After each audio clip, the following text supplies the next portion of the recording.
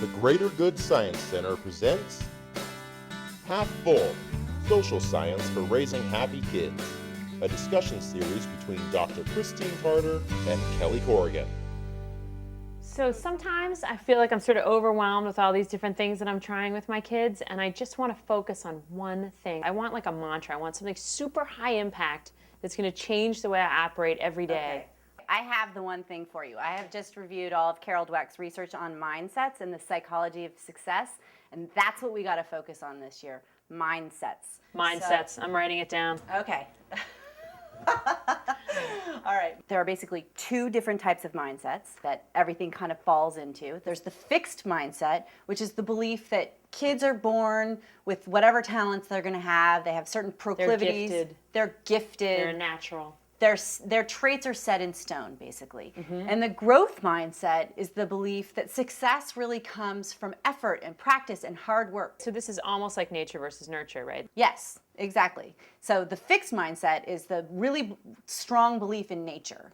And the growth mindset places much more emphasis on effort and hard work to get where you want to go and to be successful. I think I've been talking fixed mindset. I mean, I think Edward is sort of naturally inclined towards music, and I think Claire is really language oriented, whereas George is sort of numbers oriented. I mean, these are all, I'm way off on the wrong end. You can see it's very natural. This is what our culture preaches, definitely, is this fixed mindset. But here's the problem with the fixed mindset. When you label Georgia as a smart girl or something, which I've only told her about 1,000 times. Yeah, I know. I say to my kids, "You're brilliant. You're a genius." You know, I mean, I think it's very natural to do this. But here's the problem: you give them that label, and it kind of puffs them up a little bit, and they like it, and then they don't want to lose it. So she's going to go out in the world, starting to evaluate situations and what she does in terms of whether or not she's going to look smart, whether or not she's going to win or lose. It's going to start to become a little bit of an insecurity for her. She's going to always be wanting she's got to prove it. Right. So what happens when something doesn't come naturally to them? They have to put a little effort out for it. Does that mean they're dumb? Does that mean they're not innately talented? Right. So then they start to look at the world in terms of situations.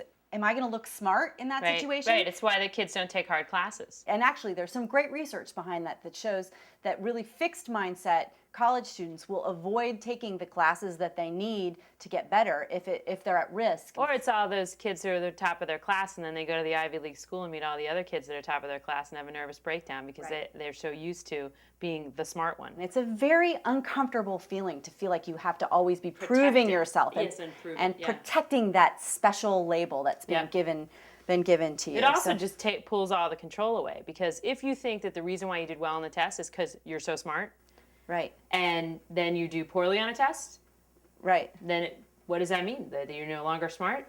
Right. Whereas if you're giving all the credit to effort and studying and time on task and going to getting extra help from the teacher, right, then you know how to create the outcome that you're driving for. That's exactly right. And all the research on success shows us that the top thing really is effort. So Tiger Woods may have been born a good golfer. We don't really know that. What we do know is he started playing when he was 3, and he's practiced every day since. That effort and that hard work is now paying off in success. Now, so our messages have to be changed across the board. It's not only what we're saying directly to our kids, but it's what we're saying about other people when our kids are in earshot. Kids who have growth mindsets are going to enjoy themselves more. They're going to like their activities. They're going to love learning more. They're going to learn to embrace challenges.